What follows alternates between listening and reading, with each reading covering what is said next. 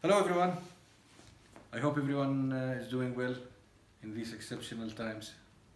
I miss everyone, and you may noticed that I'm quite active in the social media. I post a lot of articles and I share videos and news. But this is the first time I'm posting a video of myself speaking about any topic. And today's exception is because today is the International Anti-Tobacco Day. Now, the World Health Organization is encouraging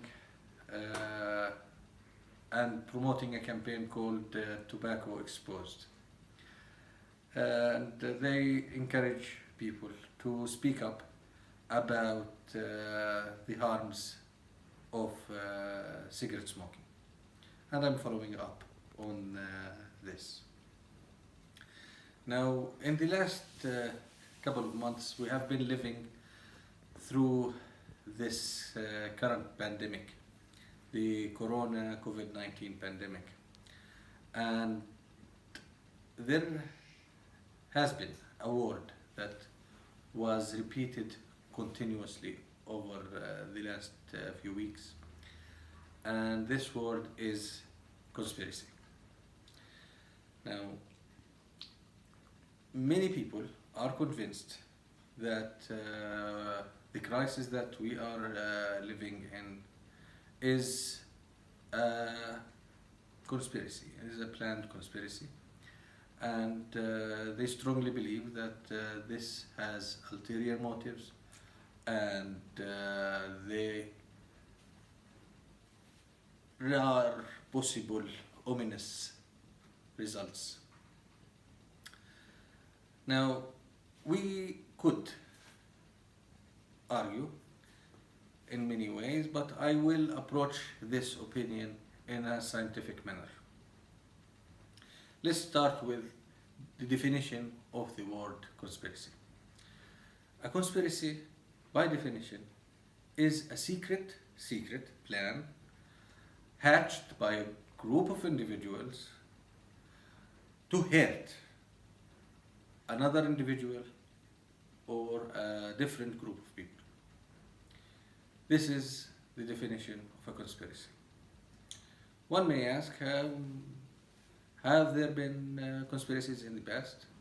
Definitely, there has been. There are many examples in the past of conspiracies, in folk tales, in religion, in history, in current events. There are many examples. One example that springs to mind is the story of Joseph and his brothers. You know, in the Torah, Bible, and the Quran, they share a story about the sons of Israel, brothers of Joseph, conspiring against him to get rid of him. And they follow up on the plan. They carry on this plan to get rid of him. This is one example from the past. Now, in my humble opinion, there is a clear example of a modern day conspiracy. And this modern day conspiracy is or had been perpetrated by the tobacco industry. The tobacco industry practices constitute a clear case of conspiracy. How is this so? Now, if we look in the past history of the tobacco industry, there are many examples that can clarify this point. I will give a few examples that will prove my point. Now, different companies of cigarettes have in the past advertised their products as better health alternative to others, you know, from the point that their cigarettes have filters, or the filters in their cigarettes are better than a different brand. So they knew for a fact that cigarette smoking causes harm, and their point of advertisement was that this is less harmful. This is our brand is less harmful than other brands. So they realized the problem at that point. Another interesting example, okay, is that one brand of cigarettes have actually advertised for young pregnant women to take up smoking, to have smaller babies in order to have an easier delivery. This is not funny, this is a fact, you know. And this is a clear case where the tobacco industry had scientific knowledge in the relationship of smoking during pregnancy and what we call in medical terms as intrauterine growth retardation. That smoking cigarettes during pregnancy is a cause of growth retardation in children, in babies. Yet, they decided not only to hide this fact, as a matter of fact, to advertise it as a positive point rather than a negative point, to mislead a section of their customers into continuing this habit during their pregnancy, not to lose this section of their customer base. Now, the tobacco industry have influenced politicians, religious people, the film industry.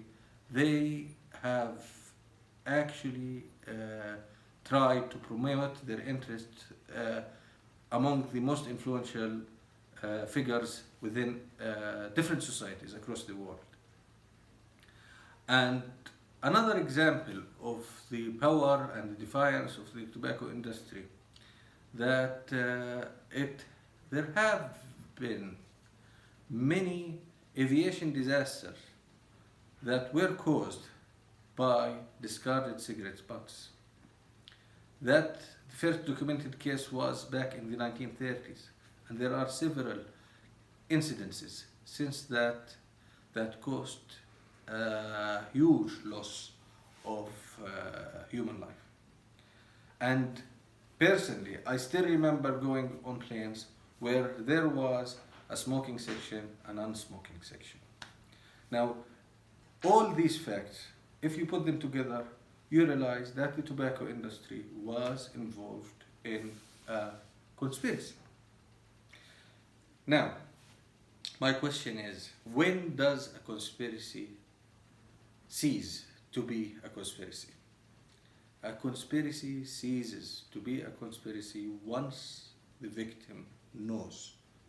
Once the victims know that there is a plan against the interest of his group or her group.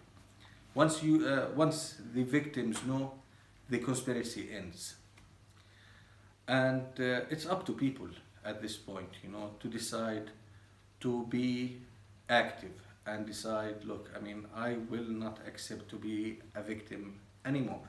Okay, I know the facts and I will act on it. And this is my message here. All right. Now, if you study the tobacco industry, just like in the story of Joseph, didn't feel that they were doing anything wrong. And they justified their actions and they felt that this is the right way to do it. And to be honest with you, if you study the practices of the tobacco industry, it will open eyes. It will open your eyes to the practices of different industries who do the same kind of practices to justify their existence and their benefit and their profits against the interests of common people. If you examine it, you will start realizing this. Now, as I said, it's your choice, just like in the story of Joseph. The conspiracy ended once he discovered that his brothers betrayed him. At that point, the conspiracy ended, and it was his call to get up and decide to carry on his life and to turn it around to what is better. So, whatever happens in this situation or any other situation, I say, let's make the most of it and try to be positive and try to make positive changes all the time, and not to fall into the victim mentality and fall into self-pity or stubbornness into continuing bad practices. So this is my piece, and I hope you all will happy and long, prosperous lives. Thank you all. And